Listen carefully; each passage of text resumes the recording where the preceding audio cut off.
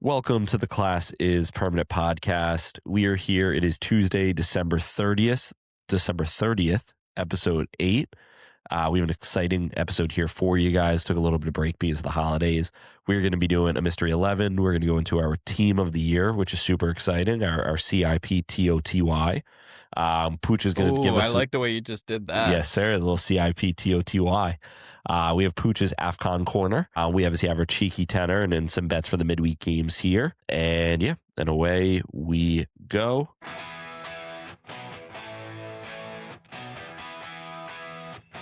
Class is permanent!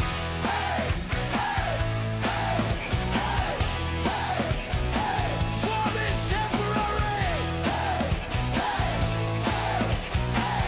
hey, hey, hey, hey. Form is temporary! Alrighty, Pucci Main, we are back. How are we? I'm doing fantastic. Got a couple good soccer themed gifts for There you go. Christmas. I got a old maroon 02 Arsenal jersey. Classic. Yep. Who's on the back? Arsenal. Henry. Nobody. I'm Oh. 27 years old. I feel like that's a little weird to be getting. Wow. Yeah. Really? I came to that conclusion a couple years ago. There's only a few vestiges still remaining in my closet with names on the back in terms of jerseys. What a word. And that Wait, is- go run that, but you're not a words guy. Vestiges. Ethan, sometimes I just don't let on that I'm a words guy. Wait, I don't think I that's used not it even in the what correct- vestiges means. Yeah, I don't think I used it in the correct That's not the correct form. meaning. Wait, I just looked it up. Oops. I was really hoping we just skate on through that one. It was... You can't... My Vestige. shoulder's gonna pop out again. We can't laugh too hard. A trace of something that has disappeared or no longer exists. Yeah, that's what it is. It's But you said you have a disappearing. couple of vestiges. Yeah, okay, okay. If we rewind, I felt in the moment that I was using it wrong, but I knew that it should have been in that sentence somewhere. Wait, you may have used it right, actually, because the example here is the last vestiges of colonialism. All right, well, that was still a good laugh. For those that don't know, Pucc is obviously still messed up with his shoulder. I'm actually legitimately in the middle of my flu game. I've had influenza A here since Friday night. And let me tell you something. It is kicking my ass. It's like Barcelona 5, Real Madrid nothing. It has absolutely just demolished me. But, Pucc has been So getting you're through this- Real Madrid? Fuck. Yeah, but you know what? Yeah, because that means Barcelona's winning. Okay. So You see the what I- flu's beating you. Yes.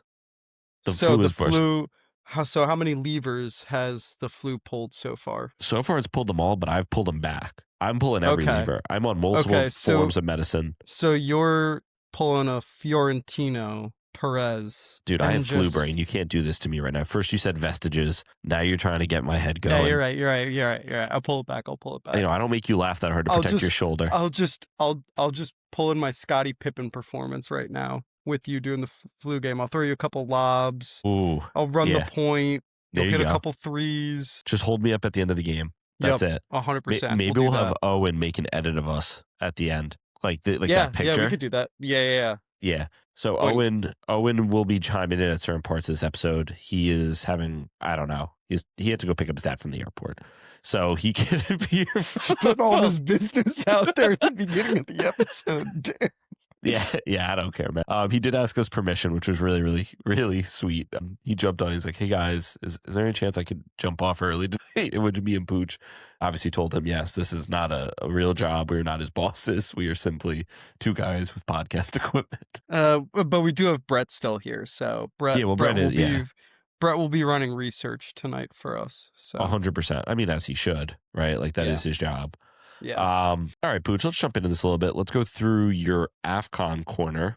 Yep. Um, AFCON is in full swing, Ethan. Full swing. Yep.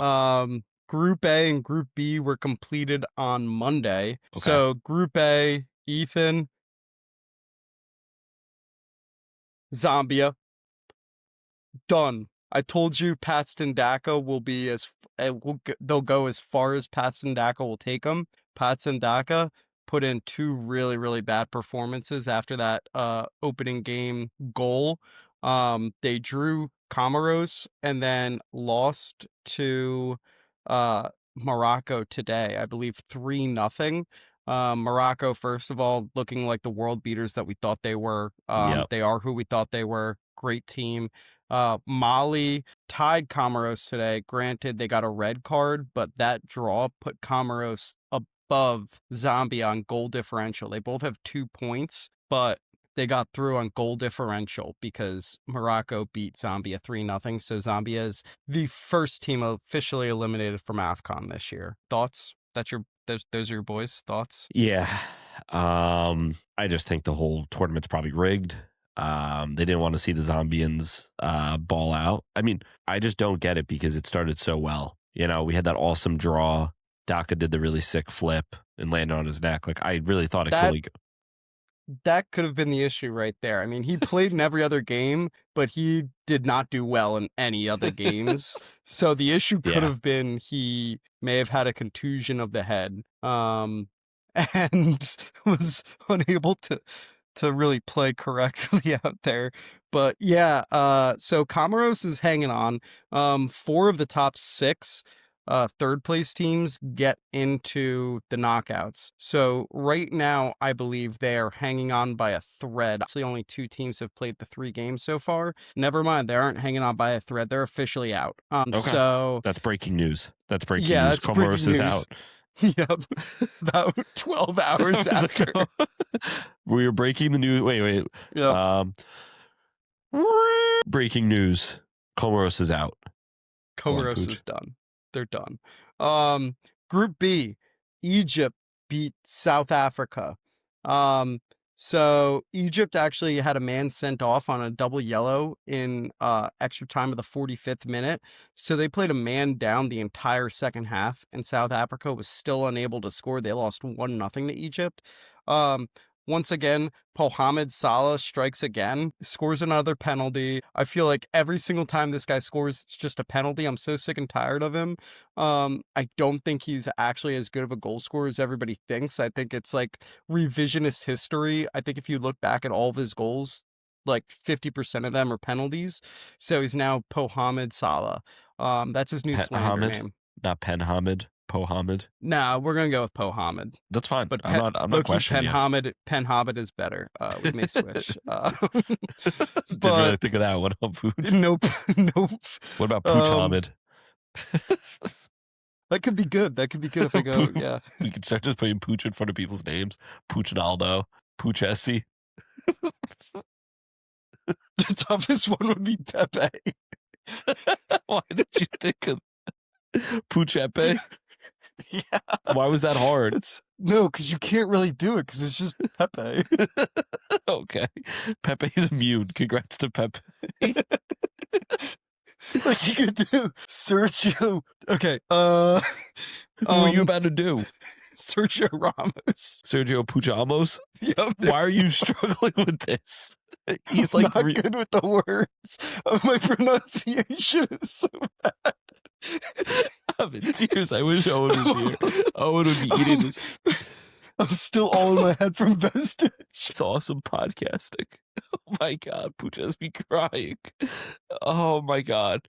Okay. Go back to your AFCON. This is awesome. Okay, Group B. Pucc so Con. Egypt. Yep, see that works. Didn't think of that. Yep.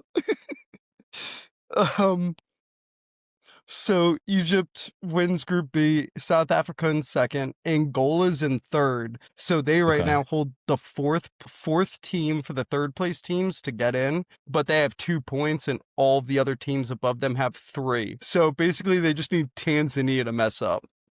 Okay. Group C, pretty straightforward. Nigeria's winning that one. Tunisia is going to come in second, basically, unless they end up losing to Tanzania, but I doubt that happens. Group D is pretty interesting. It's a dogfight right now because Senegal and Congo drew over the weekend. So that basically means Benin and Senegal they play, I believe, today at 2.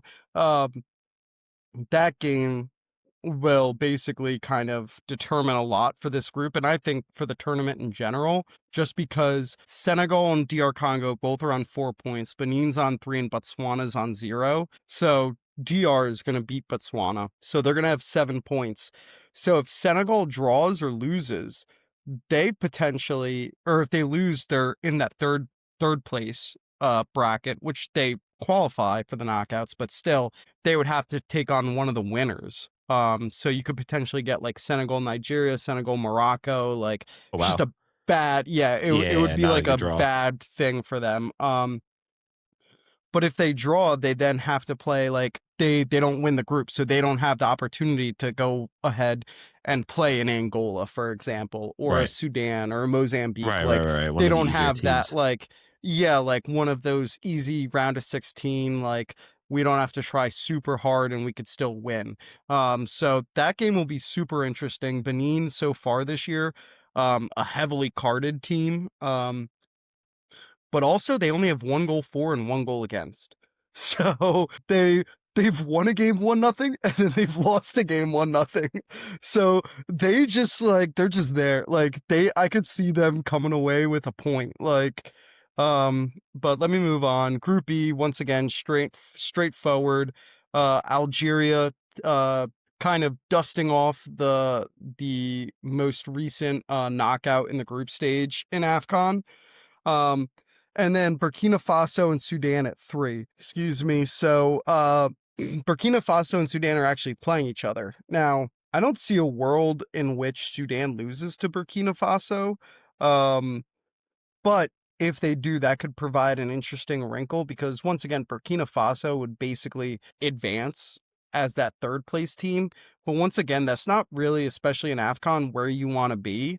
Because all of the group leaders, like the teams finishing in first, are like cut and dry, like the best teams. Like Yeah. it's one of those years where it's like you look like Algeria, Senegal for now, Nigeria, Egypt, Morocco, they're all 1 seeds. So if Burkina Faso falls into this area where they're now going up against them in the round of 16, like they may see their tournament end early. So it's definitely a must-win game for Burkina Faso.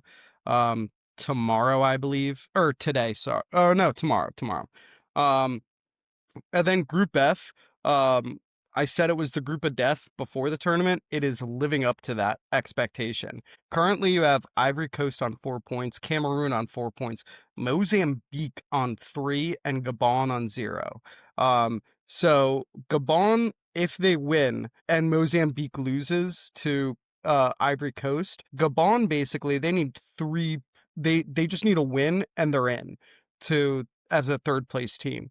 With Mhm. that being said, this whole thing could go side. Like if Mozambique beats Ivory Coast, like they now have 6 points. Ivory Coast on 4. Cameroon, let's say, loses to Gabon. They're now they're on 4 and 3. Like it's just a wild card, this group. That's why it's the group of death. Gabon, like we could talk about it later for like our cheeky tenor. But basically I could see Gabon beating Cameroon and Mozambique losing to Ivory Coast, and you're sitting there and you're like Gabon just somehow qualified for this Right. round. They're dead in the water. They have no wins, 2 losses, but somehow beat Cameroon, and now they're in the round of 16. So I'll get into that group a little bit later for the cheeky tenor, Okay. but yeah, that's AFCON right now. It's like there's a few groups where it's cut and dry, and then another few groups where you're sitting there and you're like, this could go any which way. Okay. Very nice. Well, it looks like AFCON has kind of lived up to the hype. PuccCon, as Did you see the Zimbabwean defender the other day? What he did? I don't think so. What are you referring to? So there's I forget who they were playing. I want to say Angola, but I think it was Angola. Yeah, it was. And basically what happened was this guy for Angola throws up a shot, not really going anywhere close to the goal. The defender acts like he's going to head it, has Yeah. his arm out, and just punches the ball out of bounds. Like, just like it's Yeah, not going at the net. Like, it's going out of bounds. Like, the Luis ball's Suarez not, versus whatchamacallit. not even that, not even goal line. It's not even He's on like the at goal. the It's 6. He's at like the 6. And he like is like on the edge of the 6, and he just like knocks the ball past like the goal. Yeah. And you're like, what is going, like, there was, I think I talked about it on last pod, but if I didn't, there was an incident where like they had to go to VAR for something, but VAR wasn't working in the stadium. I think you were talking about that. Yeah, Yeah. like it's just like one of those tournaments. There was the guy that didn't want to get the second yellow for DR Congo, so he needed to get stretchered off, and then the minute Right. he gets off the field, gets off the stretcher and walks back. Like it's just a fun tournament. So yeah, Can't hate it. All right. Can't Very hate nice. Well, we'll have to follow it as we obviously move into like the knockouts. Yeah. Some real quick news just from the weekend. So it looks like Antoine Semenyo has officially chosen Man City, which is kind of like, I don't know. I feel like that's like the worst option. Like that's like the least fun option of all the teams he could have went to. I don't know. I mean, he's a massive Arsenal fan, and I Oh. did hear that Arsenal were waiting for him in the summer, that they weren't going to go after him this winter, but in the summer they were, and that was his number one choice. And basically when they told him that, he was like, well, I kind of want to move now. And then it was between basically the 4 other teams besides, or no, I think it was every other Big 6 club that wanted him. But I mean, if we're being honest here, Man U, he wouldn't fit into that system at all. They basically play like 2 10s. They don't even 2 10s and wing backs. Yeah. Like he wouldn't fit there. I could honestly, I'm shocked he's going to City because I feel like Liverpool probably would have been the best option for him. Right. That's kind of where I wanted him to go. Yeah, like to me, he just would fit in well there. City, it's like him going to City reminds me a lot of Grealish, because I feel like maybe they're not the same player. Like Grealish has they both have like good footwork, but it feels something like that where it's like he's going into like he's coming from a system that's a little bit more expressive, like Right. he's It gives him allowed freedom.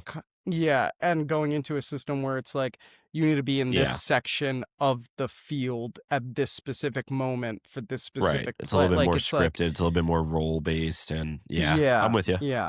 I'm with you. Yeah, I mean, I would have loved to have seen Semenyo at Liverpool. Obviously, at the end of the day, like I don't really care, where he goes, because Yeah. it's not my team. It doesn't matter. He's just going to be someone you have to play against. But it does feel like, and it's kind of funny because I'm obviously like a Pep disciple, right? Like I love Pep.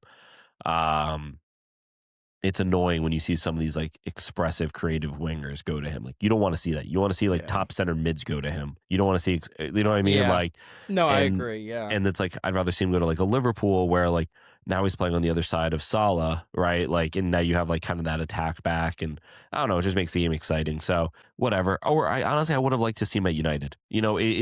I know everyone loves to shit Yeah. on United, but I guess, and I know you hate United probably more than anything. In my eyes, I'm like, I like when United's good. When United's good, it feels like football is like proper. I know Nah, you're bad take. no, maybe for you, but in general, like when you, or at least when like they're like relevant. Right now, they're like not even relevant. You know what I mean? The clips of Goldbitch and all the other guys online. Goldbitch? Oh, you're talking about Goldbridge? Yeah, go on. Where they're crying because they just lost to like Sunderland, and it's like Sunderland's better than you. But like them Ooh. crying about it, I love. Like I'm now getting the dopamine, the hate watch dopamine that people got from Arsenal for about a decade. Yeah. Watching AFTV after the games and all Right. of that. That's what I'm getting now. So I never got to experience that growing up. So now I'm getting to experience it as an adult, and I love it. So I don't want it to end. I also just don't think he fits that system. Like him playing as a 10, he would. Yeah, it would be weird. It would be Yeah, weird and then- regardless. And then it's like, okay, we'll put him at fullback or wingback. And it's like, well, Dorgu's really good. Yeah. And then once Diallo comes back, those are your 2 starting wingbacks. Like, Right. No, I agree with you. and He doesn't then, really like, fit. yeah, now if they played 4-3-3, like I'd be like, yeah, sure. Of course. Yeah, fine. But I just don't think he fits the system right now. Yeah. You I should guess, be happy though with him going to City, because that means there's a chance Savinho goes to Tottenham. well, that's what I thought too, except now it seems like absolutely not. Pep just keeps hyping up Savinho in the media. He was like, Savinho has arrived. I love Savinho. And yeah. And Pucc just did like a little money sign for people to see it. it makes sense, right? But at the end of the day, it's like you're already going to get 70, 80 million for him anyway. I know you're probably like, oh, let's try and get another 20. But I guess my point is it's not like we were paying 30 mil for him. You know what I Yeah. mean? Like, I do think that Pep wants to keep Savinho too. Pep wants to keep as many good players as he can, right? His whole goal is like, if you don't want to be here, you can leave. But I don't think that means like, oh, well, everyone just get out of my club. I'll play with 11, right? His team needs so much rotation. He needs that. But at the end of the day, I mean, I think next episode we'll jump a little bit more into like transfer, like big transfer news. And I think we'll do something cool. I don't know how we're going to do it, but I haven't even spoken to Pucc about this. So you guys are hearing a behind the scenes conversation about to happen now. For a transfer, I was like, how maybe we do like every Premier League club like a transfer they should make, or we'll do like every big team like throughout Europe a transfer we'd like to see, or maybe we'll just do based on rumors that we find, like rate the rumor, something like that. So that way we could talk a little transfer news without like, I also don't want to just talk about every single transfer rumor because I feel like that'll just become a waste of everybody's time. You know what I mean? Not most of them aren't going to happen. But yeah, let's keep moving here. Florian Wirtz scores his first Liverpool goal. He's finally broken it. He's broken the seal. He's finally scored his first Liverpool goal. I love Wirtz. I absolutely loved him. I really didn't want to see him go to Liverpool, but he ended up making the move, and I was kind of like just always rooting for him because I think he's like a star and a player I just enjoy watching. So I was happy to see him get the goal. I don't know your thoughts there. All right.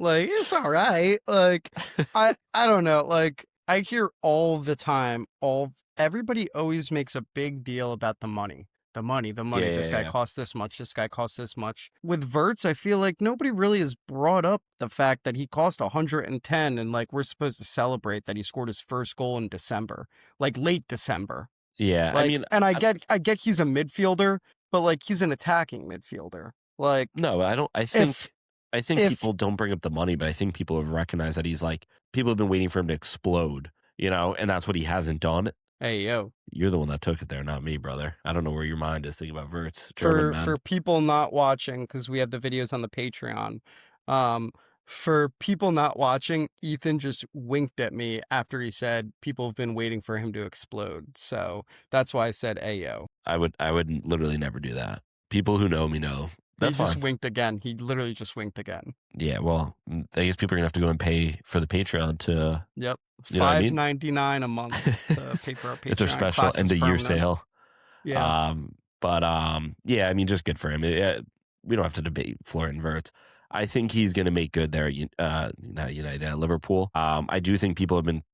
Here's the thing. I don't think people have been giving him as much shit as I think that's what you're trying to say. As 110 mil, like for instance, like there was 007.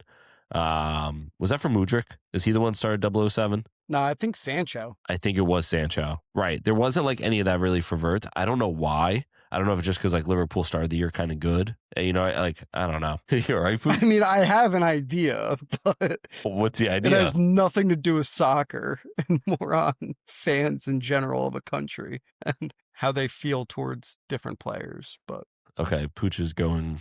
Pucc is claiming racism.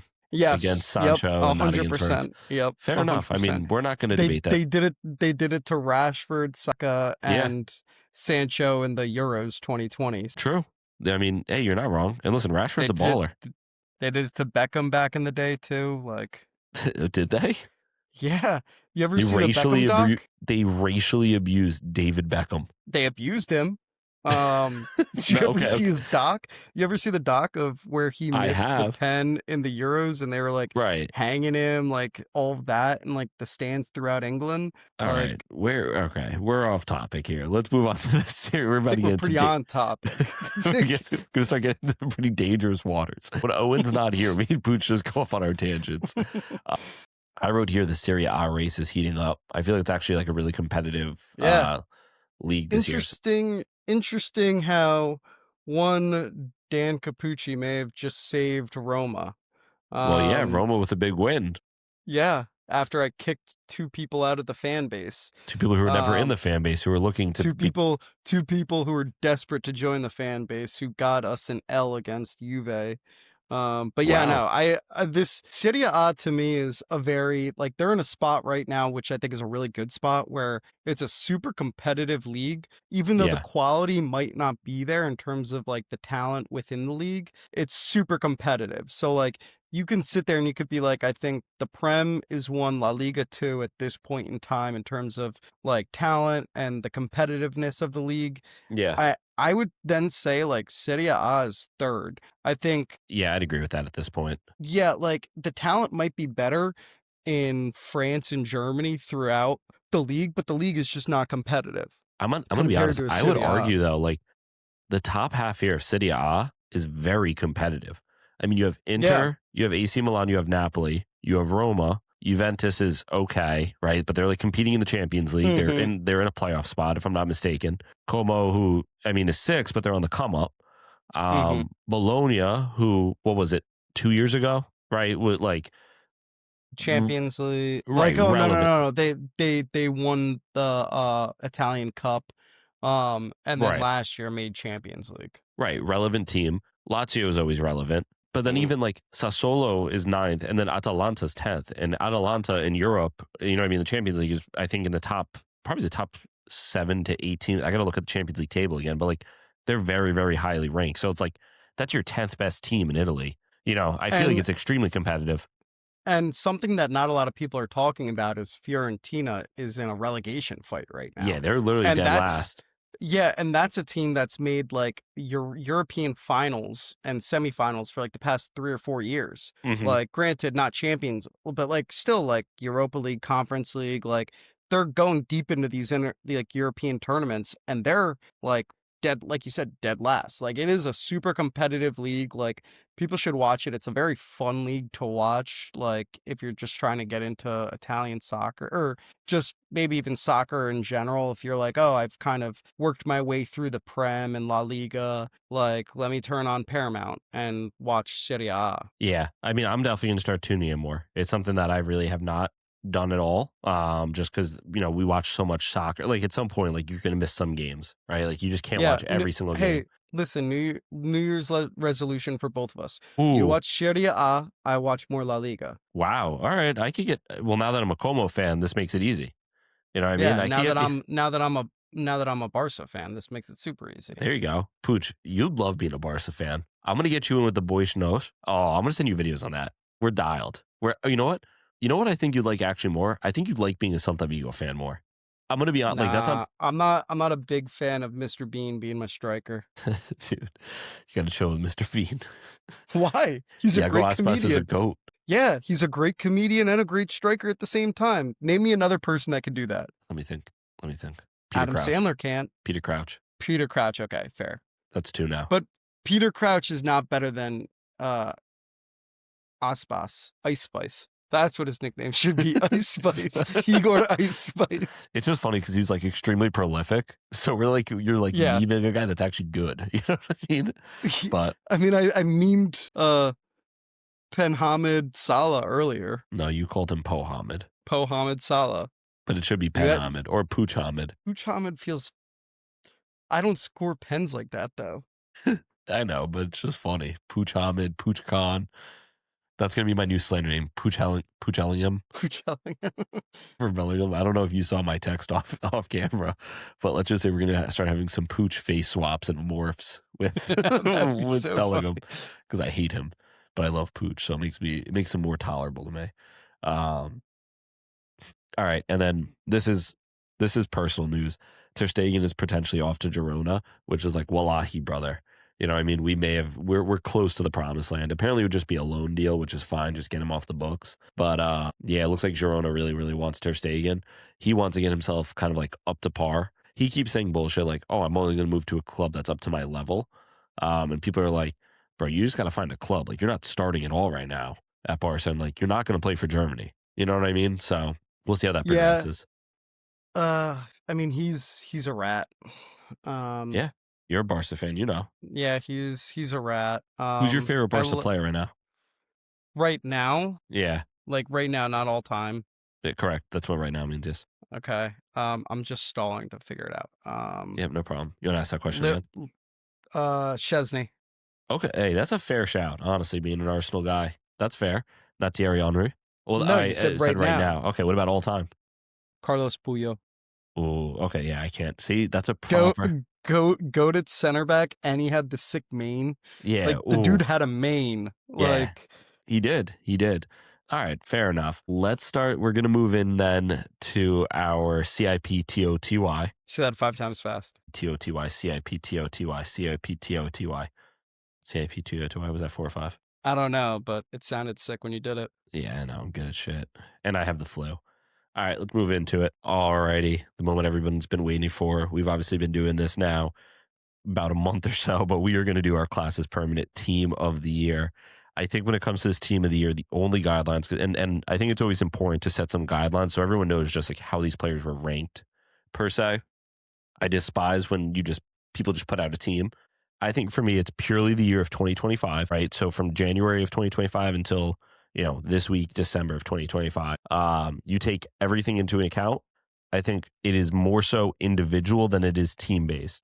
So for instance, winning the Champions League does not just get you a shout into the team of the year more than what you did, you know what I mean, in that team. Is that fair to everyone? Are we all on the same page there? Yeah. Okay. That being said, with it being all of 2025, you could have had a great end to to the last season and started horribly this year. I'm sure I already know 1 or 2 players that we'll talk about in that case. That means you're probably out, right? The same way where having not a great end to the past season and having a great start maybe gets you in. I don't know. I think we jump in here and let's start with a position that I think, and at least in my eyes, is kind of cut and dry, but I think there'll be a little discussion. Let's start with goalkeeper. We made short lists here for them. My number 1 guy, I think, for this year so far has been Donnarumma. Not to say the other guys haven't been great, but I just think, obviously with PSG, he was instrumental winning the Champions League with them. And then he's come over to City and he's looked great there too. Yeah, that would be my goalkeeper for the 2025 year. Thoughts, Pucc? Oh, Yeah, I have to agree with you. I think it is Donnarumma. I think it's pretty cut and dry, clear. I did throw in Raya into that mix because he did have the most clean sheets last year, tied with Matt Sells for the Golden Glove. So he was phenomenal. I think there's still some deficiencies in his game. That obviously Donnarumma is just. I think Donnarumma is a generational goalkeeper. I mean, the dude looks like he's 45 and should be changing tires at the local Fiat. But he's 26. Like, he still hasn't even hit his prime. And he's just a generational goalkeeper. We also had Courtois in there. But he's a snake, so like, why do we want to give that to a snake? I feel like even if Madrid won the Champions League, won La Liga, I still would be like Donnarumma or Raya over Courtois because he snaked a lot of people throughout his life. Yeah, I also think we're talking this through, like, it's tough because there's probably goalkeepers out there that had maybe a better year than these guys. Like, for instance, like Joan Garcia, who's playing at Espanyol the end of last year, and then this year at Barcelona has been incredible. It's tough because, like, he didn't win anything. He wasn't on national spotlights. He was been phenomenal as a goalkeeper. His numbers off the charts. Unfortunately, it's just like, this is maybe, and I'm going against a little bit of our own criteria, like, this is probably where, like, Donnarumma just winning the Champions League, playing in those massive matches, like, you do just have to give it to him. If this was for the 25-26 season so far, right, like our mid-season review, I'd probably say Raya. In there at the moment, I can't think. Roofs for the Sunderland goalie. Yeah. I mean, probably, he wouldn't get it over Raya, I think, but like, he deserves a shout if we're going based off just this season alone. Yeah, at least off the prem. I think at least again this year, or at least for this season, the only knock that you could put on Raya is we talk so highly of his back line. And I know Raya is obviously a part of that, but that's also part of the knock, right? It kind of can't go both ways, right? It's like, if you're an amazing goalie, that's great. But if your center backs and your back line is so terrific, it's also like, well, that being said, that's a later topic. This is 2025. Donnarumma slots in at our goalkeeper. At left back, this is a position I don't even think we put some other names, but it was more so just trying to give some guys some respect. It's Nuno Mendes. This guy was Nuno Mensch. This guy was a beast, man, a beast. What he did for PSG, what he did for Portugal when they played in, what was that, like the Nations League? Thank you. The Nations League. Then again, I got to see him live when they beat Real Madrid at MetLife for the Mickey Mouse Cup. Just ridiculous what this guy does at left back. Really, really is. I don't know if there's anyone else on the planet that's near him. I think there's a lot of guys that have similar attributes to him, but no one as complete as him. Like, for instance, Balde is amazing going forward, right? Same thing with maybe like Alphonso Davies, right? But like the combination of what he does going forward, his defensive work rate, on top of that, like he has like a physicality to him, right? Like he's not just speed, like he is like strength, just a beast, ridiculous, one of the most important players. And it's interesting to see, like, especially with some of these like championship winning sides, how important their fullbacks are. And when you have a fullback like him in the side, how far they can go and how far, like how much it elevates the team. You know, a position that maybe in the past, right? When I say the past, I'm talking now, you know, before we were born, right? Because in our lives, fullbacks have been important roles. But before that, we're just kind of like not throwaway positions, but just like, all right, throw like a defender who's a little bit quicker out there and just call it a day. You now have guys that are like orchestrating, right? And he's playing at some points as like almost like a striker, where he's like kind of rotating within that front three with them. Just a ridiculous player. Have to give him his flowers for 2025. Yeah, and I think a couple other names that I want to throw out there. I agree, it's Nuno Mensch. But Cucurella, I think, has had a good year. Cuca eats paella. Something about Holland. The No, last fucking it's magic. it's cucurella, toma estrella, cucurella. I was just watching yeah, whatever. I'm not doing this whole thing. He's a little fruity for it, but you know what? We love him.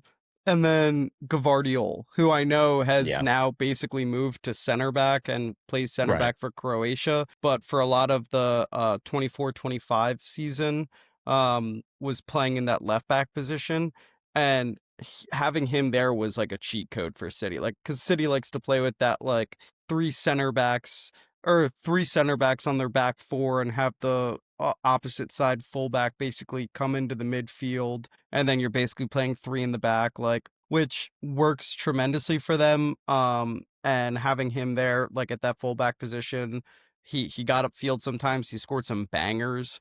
But I think for next year's, for 26's team of the year, I think he'll probably move to center back, but just wanted to throw his name out there for left back. Yeah, for sure. I mean, I think Gavardiol long term is a center back. That's kind of what they signed him as, Yeah. and he had the potential. You know, he had the versatility to play left back, but I'm glad to kind of see him playing center back. At the end of the day, although I like the ingenuity of Pep and these managers that have kind of started Yeah. to like find ways to do it.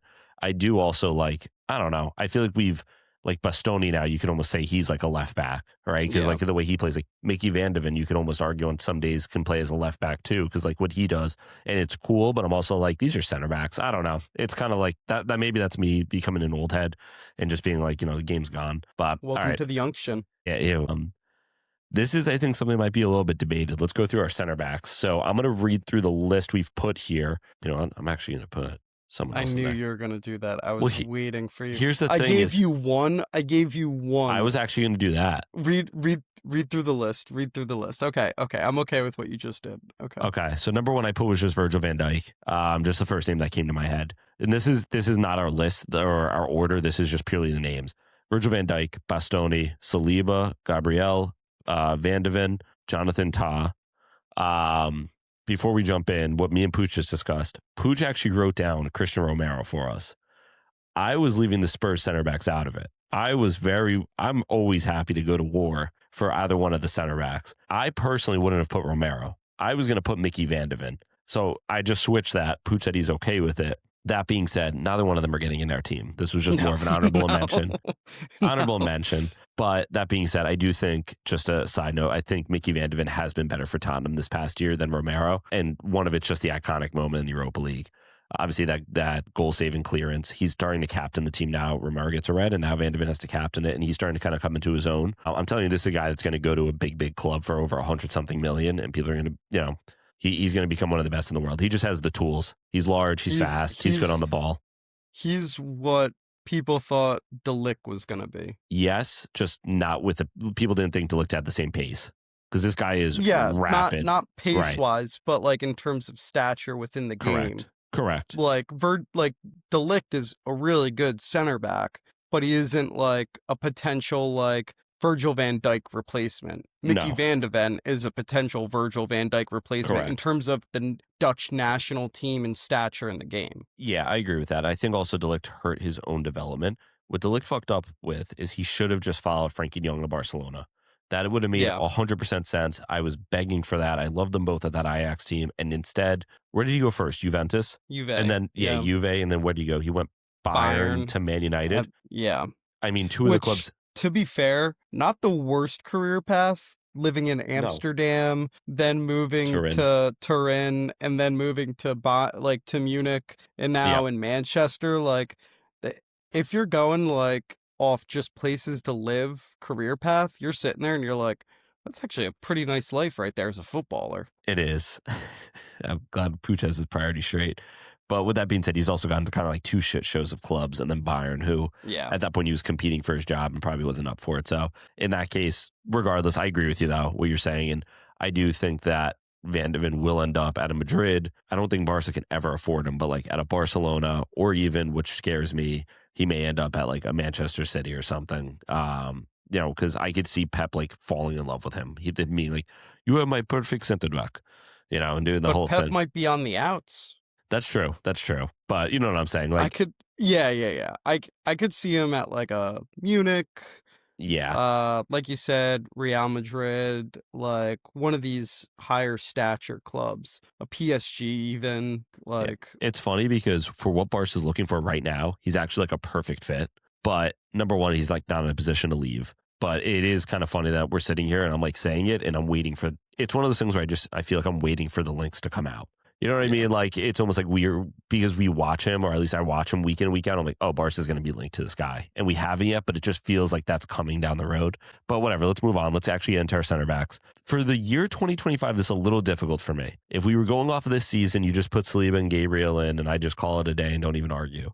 But for the year of 2025, I'm not fully sure because I feel like last year was all about Saliba. This half season so far has all been about Gabriel. So it almost feels like I don't think they both get into this team. I don't know. Pucc, I'll let you make your case here. Oh, and I'll let obviously you chime in. I think for me, it's Virgil and Gabriel.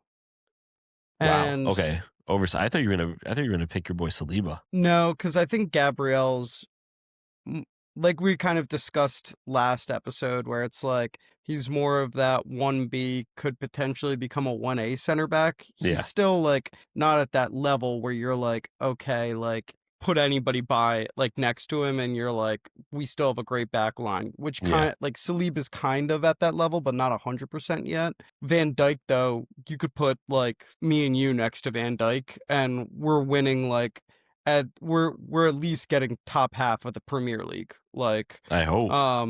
Like, so to me, I think Gabriel has had the better year than Saliba, and it's tough because my timeline in my head right now is kind of iffy because Gabriel's just come back for a month. Saliba was out for like a month earlier this season. Last season, I want to say at a certain point in 2025, Gabriel was out like a month and a half, but so was Saliba. So I just think that Arsenal misses Gabriel more than it does Saliba right now. That. So I like at least the past year in terms of our team. So that's why I would put Gabriel and Van Dijk in. I also think Bastoni has had a great year, and so is Jonathan Tah.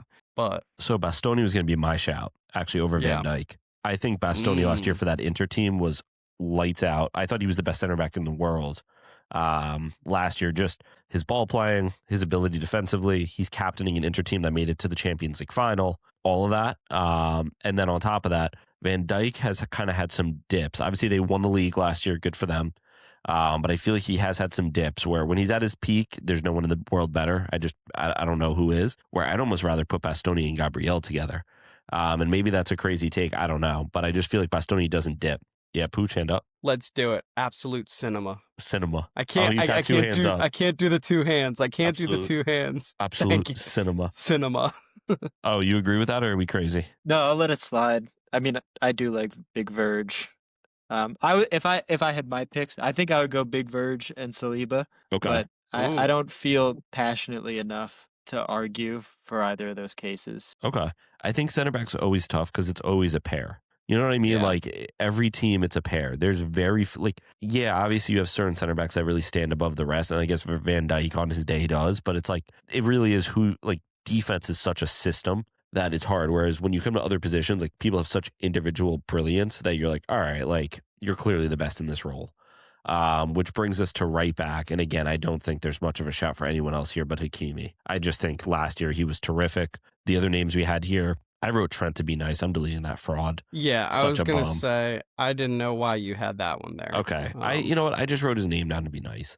I did have Jules Koundé, who has, again, he had a really rough start to this year, but he ended 2025 incredibly, or excuse me, ended the last season incredibly, and he just picked up his form again. So just wanted to give him a shout. Reese. Yeah, I put in Reese James only because I think this like 25, 26, like the second half of 2025, he has been on it because he's fit. Yeah. Once he's fit and healthy, he's, I think, a top 2, top 3 defender in the world. Yeah. And I think you're seeing that now with his health. And then I put in a cheeky Urian Timber because he's just been a workhorse for us. Like the start of 2025, he actually needed knee surgery, and he basically played from like March onwards with a knee that needed knee surgery, which is a whole other thing because Arsenal just didn't spend in January, whatever. But he got the surgery in the summer, and he's come back looking like nothing happened. He could play center back. He's been playing right back. And then Ben White got hurt again recently, so it's like he has to play a lot more games. And every single time he goes in there, he just looks really, really good. Like he has really good he does a really good job overlapping. He can come into the midfield and play there as well. So I think once again, I agree. Hakimi's the answer. Like that's the right back, but I honestly think right back is one of the tougher positions. And if Hakimi didn't have the year that he had, I think we could go on for 20 minutes just talking about these 4 names. Yeah. And really getting into like a crazy debate because I think all 4 of them are good. And then you have a couple others where you're like, they missed out, but they're also really, really good players and had a really, really good 2025 season. Yeah, I agree. I feel like right back, for some reason, we have like a plethora of right backs in world football, and we have like no star left backs, right? You have Nuno Mendes, you have Cucurella, and then you, like I said, you have a bunch of center backs almost playing left back, or like Calafiori, I guess, like is a left back, but like he's kind of a center back, you know what I mean? Like, that's playing out there. You have like, obviously Balde, you have a couple of names, but you don't really have like these like, I guess Davies just got back. Davies is probably like the star other than like Mendes. Mm-hmm. But at right back, every team it feels like has their right back. It's just a very weird thing. I guess because right-footed makes it easier. There's more right-footed than left-footed players and left backs. Yeah. Things like that. But I agree. I mean, if this was for this season, Timber, I think would have been my shout. But Hakimi and like this PSG team in general, what they did at the end of 2025 when they locked in, because remember, their start to the Champions League sucked. What they did to lost to us. Yeah, I mean, you guys were a good team last year. I'll give you that. But yes, I mean, no. They did. Like we destroyed them 2-0 at our ground. Like just backing your point, where it's like it was like one of those games where it's like 2-0. It should have been 5 or 6. No, but it's literally just backing up your point where it's like they started the year horrendous. There was all that internal conflict between Dembele and Enrique, where he's like kicking him out of like the games because he wasn't performing up to the standard Enrique thought, and then they finished the year and you're like, this is the best team ever assembled. Not really, but no, you know what I'm saying. I know you exactly. I wasn't actually going to let you get away with that if that was a real thought, but you're good there. All right, I think this is probably where we're going to get into some debates. And here's something I'm going to say. So we're going to get into the midfield, right? I think the defense was a little bit cut and dry. We obviously had a little talk about the center backs. So we're going with a defensive mid, and then I was going to put 2 center mids. I'm not doing an 8 and a 10. No, 2 center mids. Fine. Yeah. So from my understanding, Rice is not a defensive mid. Is that correct? He's not a 6. That's correct. Yes. So that's what makes things very difficult here, because I was ready to come into this and go Rice at the 6, and then say Pedri and Vitinha ahead of him and call it a day. I thought those were the 3 best midfielders this past year. That being said, he's obviously not a 6, so we're going to have to figure out a 6. The first name I put down was Caicedo because the start to this year, he's looked great at the, what's it called? The Mickey Mouse Cup. He did. He looked really good there too, which I mean, obviously it's easy to at the Mickey Mouse Cup. Like that. Pucc also wrote down here Zubamendi, who I think he's been good, but that was just like honorable mention. Honor. Like I have no thoughts that he should. I don't hate the Gravenberg shout. Won the Prem with Liverpool. I don't know how he's been to start this year. I haven't really watched a ton, but not great, but Right. not like bad enough to not get an honorable mention. See, and this is what's frustrating me is like, I know we obviously have to put a DM in here, I guess, but it's almost like we're just putting someone in here just because we have to fill a position, where I'd almost rather just put the 3 players we thought were the best. Well, it would be easy if Rodri didn't tear his ACL. He'd That's probably true. be here. Yeah, we're actually pretty pissed with Rodri for tearing his ACL. Pedro Tonali, which I did not necessarily It's a agree. good shout. It's a good shout. He's really good. If you watch Newcastle games like I do, I hate watch like every single Newcastle game every single week. And the only thing I can't hate watch is Sandro Tonali in the midfield. In like that, like he's not like a pure 6, like in the initial thought of a 6, where you're like, oh, he's just there to like be kind of like that blanket in front of the defense to stop things. It's more of like he's like an attacking 6. Like it's Yeah. like a Pirlo where he's like spraying balls from that low lying position. He's like a deep lying playmaker essentially. But he is Right. so good at that, and he's like the engine that keeps not only Newcastle right now afloat, not thriving, but afloat. And then also Italy. And remember, like Newcastle also got Champions League in the first half of 2025 with the help of Tonali just being a dog. Like, All right, fair enough. I Fair don't enough think he should win it, but I just wanted to get that point across because I was getting flamed in the group chat earlier for that. And then João Neves, who between João Neves and Caicedo, it's a little tricky for me because I mean, I think Neves was great for PSG, but if we're going just like pure 6 here, I feel like Caicedo is better. I don't know. That's probably where the debate is, but I don't think it's us debating each other. I think it's just like, I don't know. I don't really even want to put any of these guys in. I would rather just go Pedri, Rice, Vitinha midfield and call it a day. Those were the 3 best midfielders, in my opinion, hands down. And that's where this big debate's going to start soon because I know it's going to. I think João Neves should get it. Okay. This position. I agree. think he's been a class above everybody else. And like you said, like, and I know we're not really we're trying not to lean too heavily on team awards, but he was a base of a midfield Yeah. that destroyed every single midfield that was in its wake. Yeah. Like, forget the team in general without, and I know you could make a case for Vitinha because I think he as well did a really good job, obviously, this past year. But João Neves, to me, like, he was unbelievable. I think you got to give it to him. Well, what's funny, and I can't believe I'm even going to make this argument for him, is Caicedo actually played this PSG team, and he actually kind of ran that midfield with those 2 in it. But that being said, but the winner got to go to Disney World. You're right. It was a they Mickey Mouse Cup. It was a Mickey Mouse Cup. They didn't lift the Yippee! Champions League trophy after. I can't even do it. What's a Mickey Mouse voice sound like? Holy Hot goofy. dog, hot dog, hot dog, hot diggity dog. Yeah, was that? Mickey, what are you doing? It's me, Goofy. Yeah, that's Caicedo.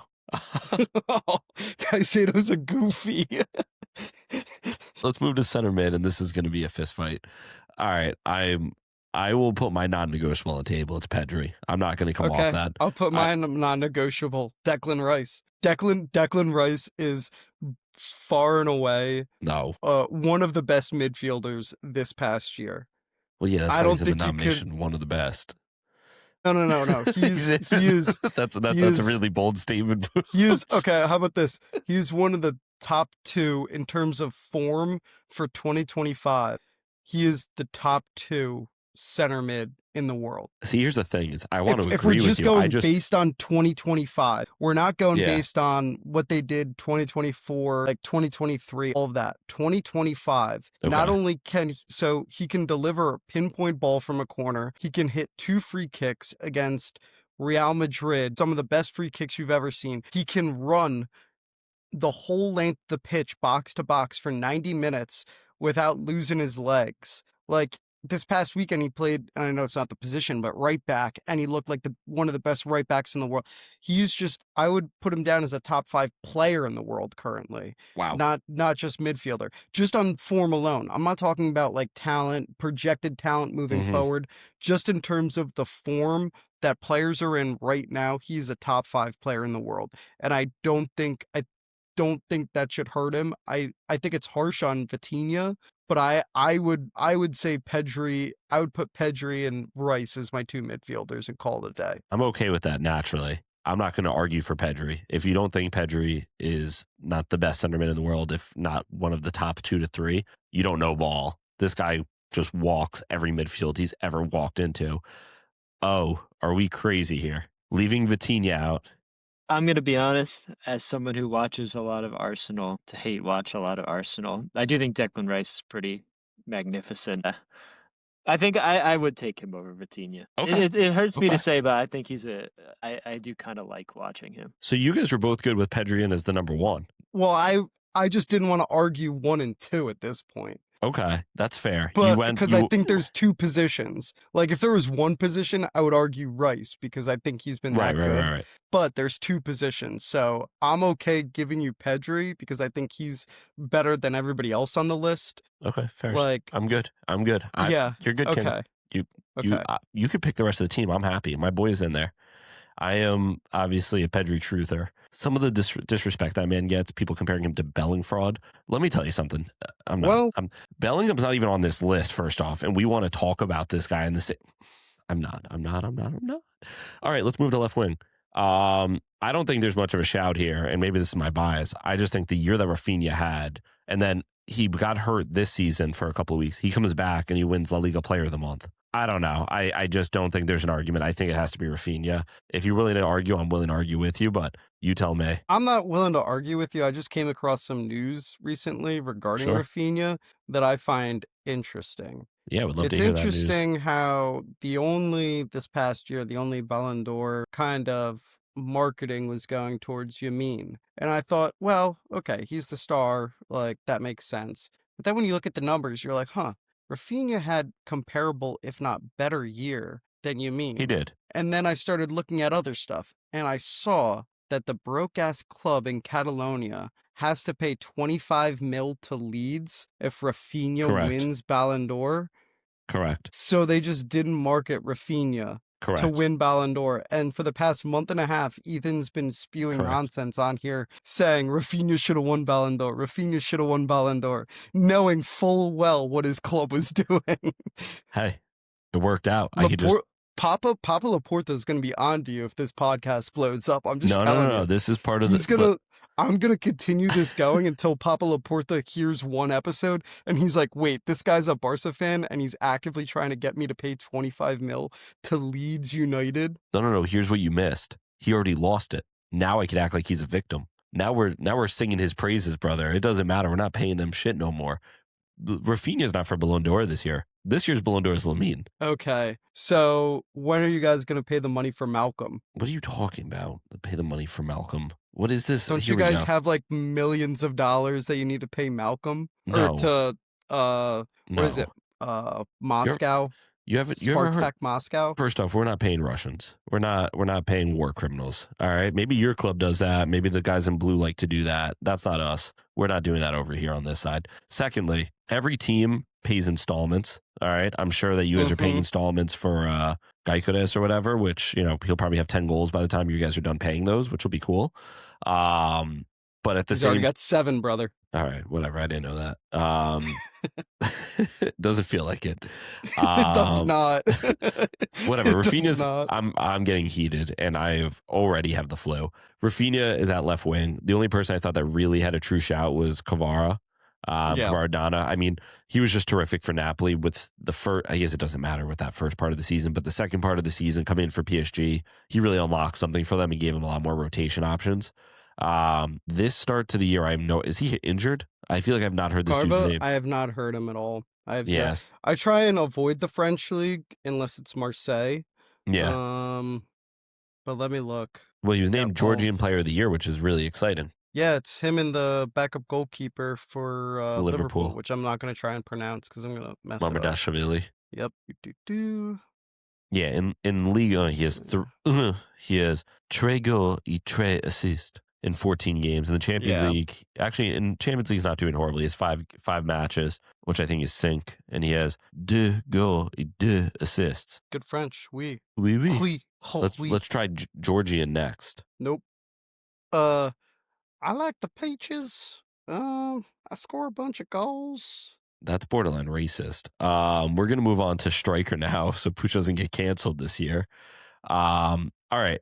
So the one option that I feel like has to be shouted out is obviously Dembele, Ballon d'Or winner, all that. Was he truly the best striker though? He may have been the best player on the best team last year. Was he the best striker though? Because I I think got an answer for you. yes, No. yeah, I agree. He got me with that. He was not. I don't think he Nope. makes my team at all. There's one man that makes it. Is that And Harold? he goes by Holland. Wow, all right. That dude's insane. He's a machine. You could say what you want. He maybe had a quieter 24-25, like start to the 2025 campaign. 26, he's been the second half, the start of the 25-26 season. He's been insane this year. I mean, Yeah. It's with Holland. It's one of those things where you get like I forget what they call it, but like it's basically like you're getting bored of something because they're so consistently good. Like if Holland gets 20 goals in the Prem this year, you're like, like that's just Holland's baseline. Yeah. But like 20 goals for anybody else. Like if Saka got 20 goals, he's in Ballon d'Or conversations, right? Like because people are like, he's never done that before. That's such a good season. Like Holland he gets hurt by his own consistent performances. The guy could go for 50 goals in 2026 and nobody will bat an eye, like in all competitions. Like nobody will bat an eye because they're like, well, that's just what Holland does. Like it's not incredible. I'm taking a look right now. He's the best striker.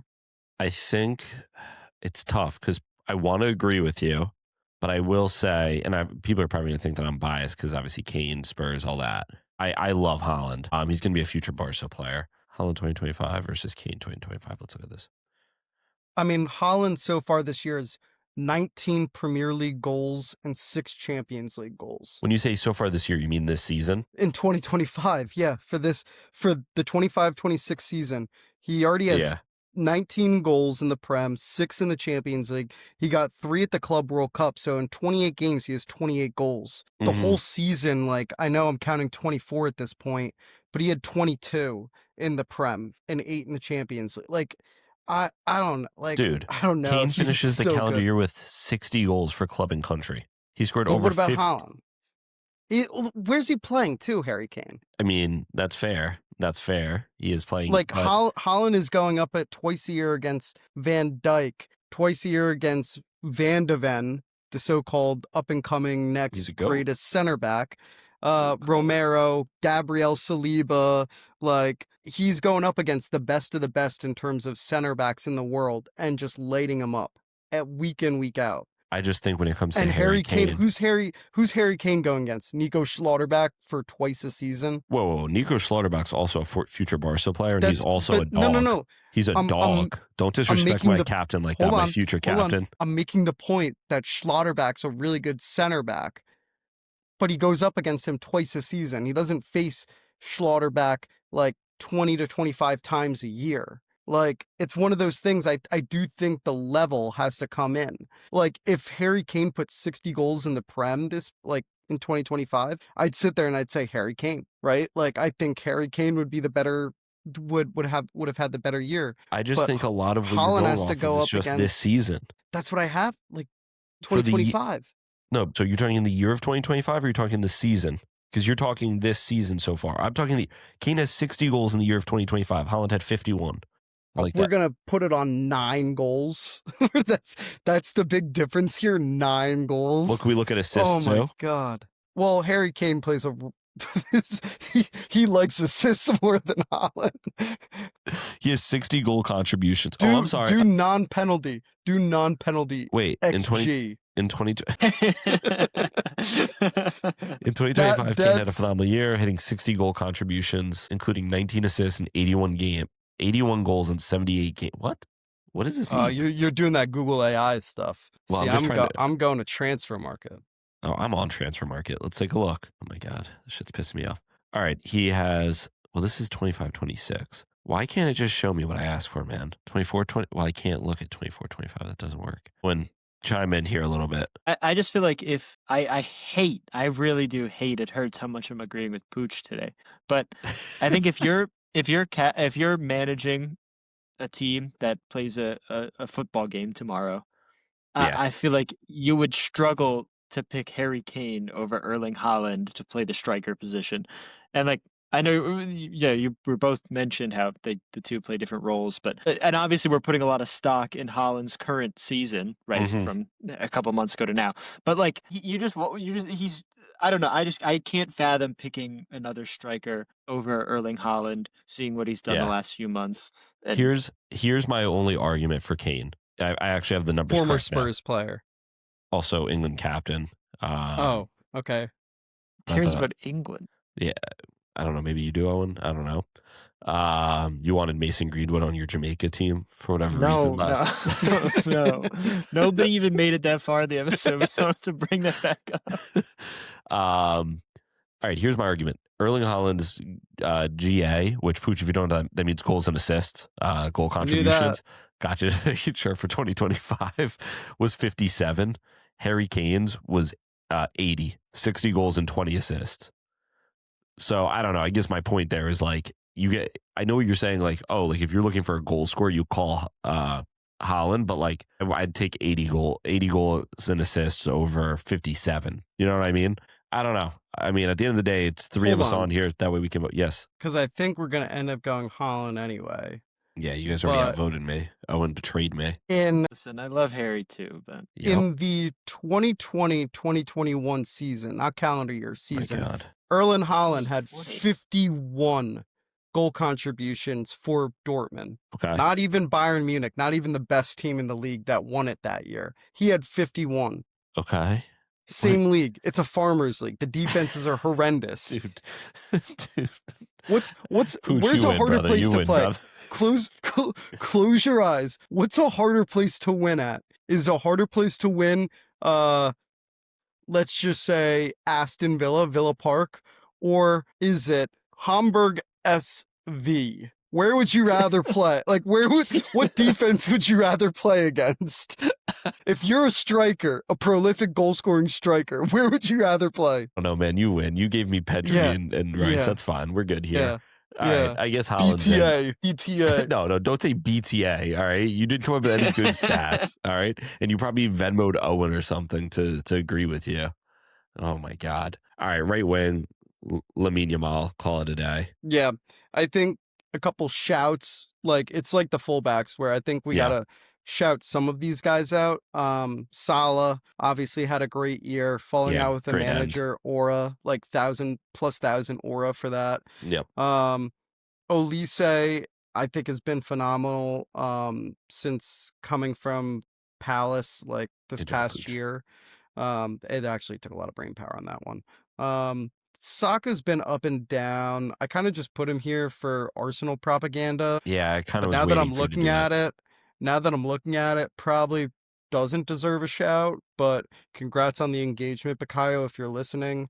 Please invite me to your wedding. And then Desiree Doué, who I think had a good start to 2025. I think he's finding his level. Him and Barcola feel like the same player to me, just on opposite wings, where you're like, Yeah, a little bit. like really good speedsters, don't really have the finishing product, but they're young, and they, in 3 years, if they don't perform at PSG, some team is going to take a flyer on them for like 50-60 mils. So like, good for them. Like, I think Doué's better than Barcola. Only because obviously we saw what he did. I don't know what he's doing right now for PSG this season, so I haven't followed, but I think he was slightly overrated because he had a couple of really, really terrific games. I think the talent is there, but the difference between like Lamine Yamal and a lot of these guys is it's not just every now and then, and it's not just, oh wow, look at the potential. Consistency. There's a certain level of consistency that he does it every single game. And like there's no like, oh, like what is he going to become? Like Lamine Yamal, like if he continues at the level he is for the rest of his career, he's an all-timer. And that's, I think, what the scary part is. Doué, you're like, oh, okay, like, look, he's like showing some really nice flashes. Like, this is kind of what we think he'll become long-term versus Yamal. It's like, oh, this is like he's arrived at 18. You know what I mean? Like if he doesn't ever improve his ability, he's good. You know, like you have an all timer. Same thing with Barcola. Right? Like Barcola's a good player, but like he needs to grow. He's actually kind of tall, but he needs to grow his ability a little bit and become a little bit more consistent. Owen like that one. Owen likes when we make silly jokes. Yeah, it's Yamal. I think if Salah had a better start to 2025, I think maybe he'd have a shout in here just because of what he did at the end of actually, you know what? No, he had not a great. All his goals came in the beginning. I don't know if you guys know this, but like his stats all came in 24.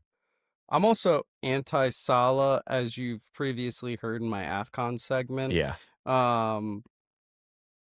But I just think, Salah doesn't.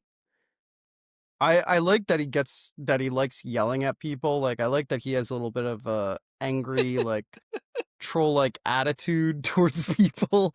Like even like remember a couple years ago when him and Klopp got into it on the sideline? Like I like that. I like seeing a little fire from the guy. I like him and Mane getting into it. Like I but also at the same time it's like you're not that guy, pal. Like you're Yeah. just not that guy. All right. So I guess that's our squad. Let me rip through it real quick. And our manager, I'm not even going to debate this. It's Luis Enrique. Yeah, I think that's we talked about that off the pod. We discussed that already. In goalkeeper, we have Gianluigi Donnarumma. At left back, we have Nuno Mendes. At center back, we have Alessandro Bastoni. At the other center back, we have I know his name. Gabriel Magalhaes. At right back, we have Hakimi. At DM, we have João Neves. At center mid, we have Pedri. We have Royce. Left wing, we have Rafinha. At striker, we have Haaland. At right wing, we have Lamine Yamal. And at Pucc was clapping, so I had to keep it up. I knew that would get you.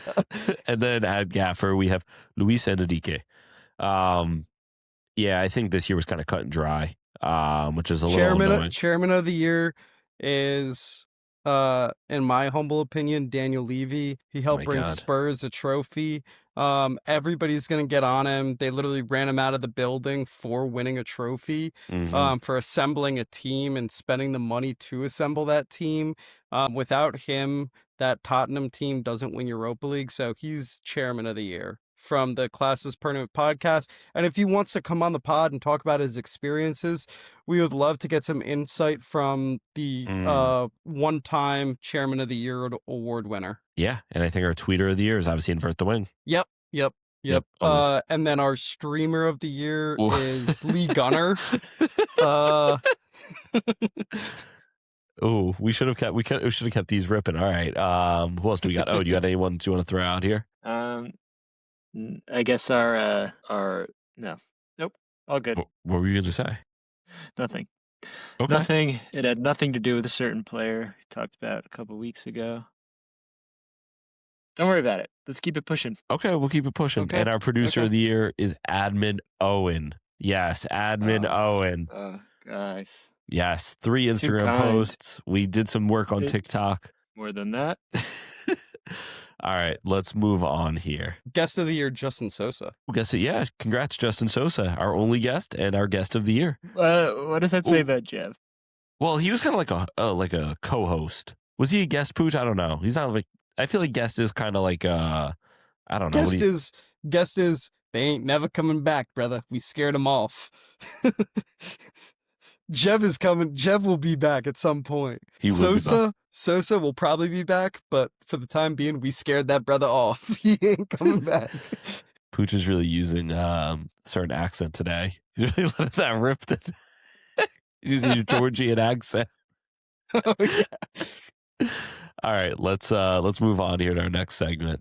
Alrighty, Pucc, let's move into our weekend preview and our cheeky tenor here. So it looks like Pucc went 3-1 on our last one and is now 10-8. Yep. I went 1-3 and I'm now 9-11. I've really just blown the lead here. Yeah, we're going to be doing dropped the ball. We did. So we're going to do a cheeky tenor for the midweek games. Before we do that, let's preview some of the bigger games. Pucc, is there any games right off the bat you wanted to talk about? I think later today, Arsenal played Villa. That's, in my opinion, from a personal standpoint, a massive game. Yeah. Just for the sole fact, 1v3, we played them a couple weeks ago. We lost on a heartbreaker. I'm I'm hoping Arteta said a lot of positive things in the presser today, basically saying like, "Hey, like we've learned from what happened last time. Like we're at home this time. Like so the XG thing still gets me because they still are outperforming their XG Aston Villa. So I Yeah. don't know when that's gonna end or if that's a good thing or a bad thing. We'll figure that out as the podcast goes on. Maybe we'll have one of those nerdy guys that does the math on that come on and tell us what it is in layman's terms. There you go. But yeah, that would probably be my biggest game tomorrow. Yep. And then including, I think we discussed it earlier, but Benin versus Senegal also is a big one tomorrow or today, sorry. And Yeah. yeah, those were two for today that I was like, oh, those are big games. Yeah, I'd agree with I you don't there. Oh, go on, Yeah, Pooch. no, I was just like looking forward to like Thursday, New Year's Day, um Sunderland City will probably be a good one. Yep. Um We have a lot of good ones here. there's Sunderland City, you have Spurs, Brentford again, which I Yep. think will be fun. Spurs are coming in, if I'm not mistaken, as the underdog. And does that shock you based on their away performances? No, but they've already beat Brentford. They just beat Crystal Palace away. Like they literally just beat Crystal Palace Okay. yesterday. You know what I mean? It's like, Yeah. I'm not saying that they should be minus 500, but I'm saying like for Brentford to be favored, I don't know. It's a little bit of a shock. I guess Brentford Spurs are higher on the table than Brentford too.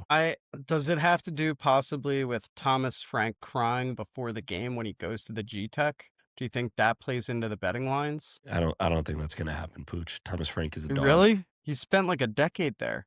You don't think he's gonna let out Um, a couple tears being back at his no. old home? He sees the steward that used to stand right next to him for the past 10 years. He's aged. His kids are now in college. He remembered the kids when they were in It hasn't primary been 10 years school. since he's been there. It's been like 6 months. No, I'm talking about Thomas Frank going back to Brentford. Yeah, it's been like 6 months. Yeah, but like there's a lot of memories that stadium holds for him. That's true. That's true. Well, I mean, I'd say the same He's thing gonna for see Unai Kevin. Emery going back to Emery hates us. Emery's gonna spit on the Right. ground. He does it every single time. Yeah. All right. Liverpool Leeds will be fun. Mhm. And then I think Palace Fulham. Palace Fulham, I think, will be cheeky, honestly. Again, this is another one that actually it looks like Palace are the favorite. Sorry, I read that wrong. I thought Palace were the underdogs. Yeah, I mean, it's tricky because a lot of the other leagues kind of go on break here. Mhm. So it's just kind of Prem. Obviously, the championship is live too, and then you have AFCON. Pooch, let's just jump into our parlays here. Unless I don't know, is there another? No. Let's jump No. into it. I went really simple. I got Spurs money line over Brentford at plus 200. I just like felt like that's it feels like a trick line, but I almost feel like it's almost like something I'm going to not bet, and I'm going to be like, why did I not bet this? And Spurs win 2-0, and it's just like, why would I not have bet this? What's that guy's name? The NBA guy. To Kemi The Mutombo. fingers? No, the fingers. Where he's like, what's going on in Brian Utah? Windhurst. Yeah, windy fingers. Why is the line at plus 200 for Spurs? What do they know? Yeah, what am I missing? What do they know? Like, what are we missing? Like, because I was just joking earlier about like the crying at Brentford, all that. Oh, I'm glad you were But joking. I thought you were serious. No, it is crazy that like Spurs are the underdog in this game. Right. There must be something that the line like that the gambling companies know that we just aren't informed on currently. But whatever. Yeah, and then I also took Crystal Palace over Fulham at plus 120. I just felt like, again, Fulham's been decent, but I just think Crystal Palace is a very, very solid team. They obviously didn't get a great result against Spurs, but I will say at the end of the game, they were putting a shit ton of pressure on Tottenham. That being said, we also had 2 goals that got called back off sides for Charleston special. They were both his. So maybe the result should have been more than 1-0. But I will say is Crystal Palace, like they fight. This game is, if I'm not, it's at Selhurst, right? I'm just confirming. Yeah, it's at Selhurst. So I just feel like they've got a great home record. They've been playing well. This is their bounce back game against Fulham. Plus 120. I'll take those odds all day. If it was a minus 120, I might have moved, I may have just like Yeah. found something else, but I like that. Yeah, agreed. My 2 legs for the parlay. First one is Gabon, Ivory Coast over 2.5 goals. So Gabon I think I've been kind of saying it about them. They are a individual team where it's like, their star players, and then the rest of the players, you're like, who are these guys type of thing. And between that and Ivory Coast, Gabon needs to go for a goal, so they aren't going to be sitting back. Ivory Coast, if they go 1-0 down, they need a win to kind of retain that top spot. Yeah. Both teams, I think, are going to be going for a win. So I think you'll see some goals in this one. Especially if it gets to a situation where it's 1-1 or 0-0, like I think goals will happen in this game. Okay.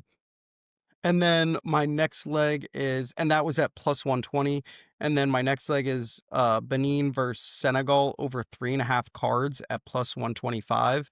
Benin's been one of the most undisciplined teams in terms of cards in the tournament. Senegal, on the opposite, hasn't been, but Benin basically, like, they need to get a result out of this one.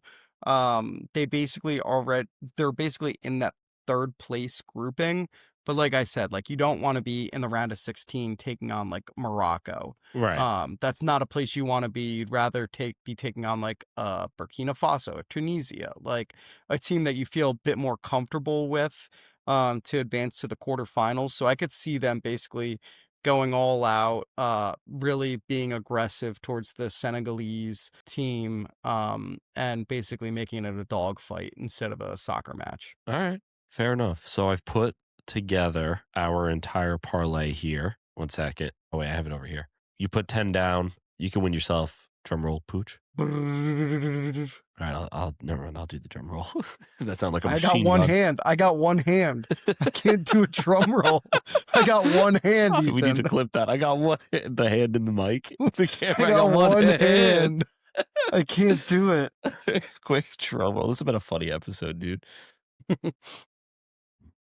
$316.70. Hey, Ethan, you want to know what you Pooch. can buy with $316? Ooh, good question, Pooch. What can you buy with that? You can buy a lot of things. Oh, Well, I'm doing that's the great, math. Pooch. Yeah, thanks for that. You're I'm real doing the math. savant. I'm doing the math. You could buy tech gadgets. And you can buy a GoPro Hero 13 Black camera. Speaking of GoPro, be on the go with GoPro. GoPro, capture your world. See everything in the box with tall sensors and immersive, flexible shooting, highlighting its advanced stabilization and rugged design. GoPro, mind-blowing, slow, whoa. Thank you to GoPro. I guess, Thank you to GoPro. That was just a personal ad read. That had nothing to do with the podcast. They were just yeah, sponsoring no, Pooch. they gave me a $50 gift card over the holidays because they found Damn. the podcast, and they were like, hey, just kind of throw us into the podcast somewhere. So I was able to right there. It kind of worked out perfect. All right. Perfect. Well, Pooch, we are going to move in now to our Mystery 11. Alrighty, guys, it's time for everybody's favorite segment, our Mystery 11. Owen has worked hard with the extra time off the past week. He has come up with this one. Yeah, I think we just jump right into it. Pooch, you want to go first? You want me to go first? I'll go first. Goalkeeper. Goalkeeper? It's a good choice. That would be Gabriel Slonina. Ooh, is this Chelsea's lone army? It is not. That would have been dope. Okay. Gabriel, so where's he? He's been on the Revs, right? He was on the Revs, New England. Yeah, I think He was also at some Belgian club. Ooh. All right. Just a standard like 4-3-3, yeah. Yeah, that's exactly what it is. Okay. And I've done the same thing as last week with the kind of DM cam center mid situation. Okay. Perfect. Yeah. Give me your striker. A striker. That's Florian Balogun. Ooh. Interesting 2 picks there. Ethan, I don't think it's US related. I just think we got lucky on those two, that they were both US. Are these both guys that have... Ooh. So Balogun, what's his whole story with the US? He was born in Brooklyn or something, right? Yeah, I think so. He was, I think, born in Brooklyn, but then, like, literally, like, a few months after that, just moved to, like, his family moved to London. I didn't know he was an Arsenal lad. Yeah, he came through the system, played in like a couple games for us, was highly rated. That's why we sold him off to Monaco. He did well in the French league, and now he's kind of cheeks again. Okay, interesting. Let me look up Slonina. Okay. You said a couple goals in the Champions League. Yeah, he's not complete buns, but like he's like when he was coming through the system, they were like, he's gonna be our number 9 for the next decade. Like All right, that's are how these- good he is. Are these Americans who have played for London clubs? It is not. Good guess. Thank you. Center back. Center back. There's 2. I'll give you Koulibaly. Kalidou Ooh. Koulibaly. Interesting. Like, Maybe like dual nationals or something here. spell his last name? Koul. Yeah, No, you got it. E. Koulibally. Like the guy that played for Chelsea, Koulibaly. Yeah, I assume Okay. so. Correct. Yeah. Huh. What do we think here, Pucc? I don't know about the goalkeeper. They don't all have the same birthday, by the way. I checked. Okay. And not all 3 of them wear headbands. No. So we're good on that front. Wait, I'm checking their height. Never mind. They're not all the same height either. They all have green eyes. No. Okay. Maybe. I had to mark it off. Interesting. All right. Give me the center mid. Center mid. Ivan Rakitic. My goat. Is that really your goat? I mean, he was a dog at Bar, so very underrated. I mean, so here's the thing. Rakitic and Slonina, I think, both have like Croatian heritage. Now, does he have Does Koulibaly? I like the way you asked that. It doesn't look like that. Ooh, here's something very interesting for Rakitic. He actually played for Switzerland. Are all these guys dual nationals? Let's go. That's Let's it. go. Oh yes. I picked that up early, Pooch. I picked that up. All right. Oh, give us the rest of the squad then. All right. I'll start from the back. It was Oh. by the way, Pause. Slonina was Pause. Polish. Polish, not okay, Oh, Croatian. okay. Yeah. And then James McLean, who went from Northern Ireland Yep. to Ireland. Dan Hewson from Netherlands to Yep. Spain. Mario Fernandez, Brazil to Russia. Oh, I also oh my had god. one- Oh yeah, my I know. God. That's a funny one. The DM was Jermaine Jones, the German who switched to America. Yep, go. Banger goal. Kulusevski, North Mm. Macedonia to Sweden. Yep. Really? I had Wilfred Zaha, England to Ivory Yep. Coast, and then Grealish, who was obviously Ireland to England. Okay, fair enough. Yeah, I tried to make it a little easier after last week, but maybe that was too easy. But you did a good job. It's just because you don't know that I know ball. I guess not. You started out hot. I mean, the Slonina Balogun, I was worried you guys were going to get it right then and there. Because those are like USA's 2 biggest like dual national situations, I feel like. Well, that's kind of what I first thought. I was like, all right, well, Balogun's a dual national, but I thought like maybe that's a little too obvious. And then I thought, well, they both will play. That's when I started going like more like the club route because they've also, I don't know, American. But all right, good stuff. That was actually relatively quick. So that was our I had to mystery. give you guys a win under the belt, so Yeah, I appreciate that. Al. I'll take it. give I'll y'all take some it. confidence. Oh knows I'm in the middle of my flu game, so he gave me a win there. I appreciate that. Oh well. All right, that was our mystery 11 here. It was our dual nationals. If you got it quicker than us, leave a comment in the Instagram. If you still haven't figured it out, keep guessing. Maybe we should have you give the whole team because there's probably someone at home. I don't know. That way they can keep playing. I don't know. We got to find a way to do that. We've never got it that quickly. No, that's on them. If they could, People were a little when annoyed. we picked it up, huh? People were annoyed in the TikTok comments on the headband one. Everyone was like, I got it after Cavani, who was like 2 names in. Wait, really? How did that do on TikTok? I didn't even check that. It didn't go crazy, but I got a couple comments. People were sharing their thoughts, which is fun. All right, That's fair so enough. funny that people were calling us idiots on the talk. Whatever. I'd rather be called an idiot on the talk than It was bound to happen. I can't think of a funny rhyme. I was going to say something Spy. on the cock. He's got the but- flu, guys. He's got the flu. Yeah, I got the flu brain, but I'm still podcasting. Pucc got through with his shoulder. I had to get through with the flu. But that was our mystery 11. We are going to go into wrapping up the show now. Oh wait. So let's move over there. Alrighty. Well, that was an easy mystery 11. I don't know, Pucc. You got anything else for us? I think that might be it for us. Good episode overall. Fun episode. Very fun episode. Flu game. No, I just feel like it's we're in 2020. We're in the vestiges of 2025, and more soccer is right around the corner. I'm excited to see what 2026 has to provide in terms of the footy world. We're gonna have a lot of great events. You have AFCON final to kind of kick off the year, Yeah. then move into Champions League, end of all the domestic leagues, and then World Cup right around the corner. Okay. So I think it's going to be a really fun 2025 or 2026 for football in general.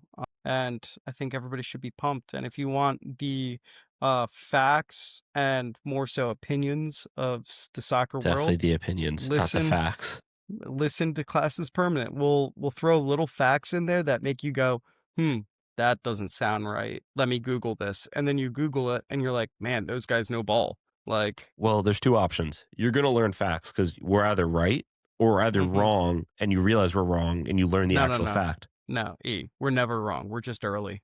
That was cold. That was cold. Well, that being said, we obviously got this thing established here in 2025. We're very excited for the year ahead of us in 2026. Yeah, next time we'll be talking, it'll be a fully new year. So that'll be fun. And like you said, we have an exciting year coming up. Obviously, the World Cup will officially be in a World Cup year, which will be exciting with the World Cup coming. We have a lot of good footy ahead of us.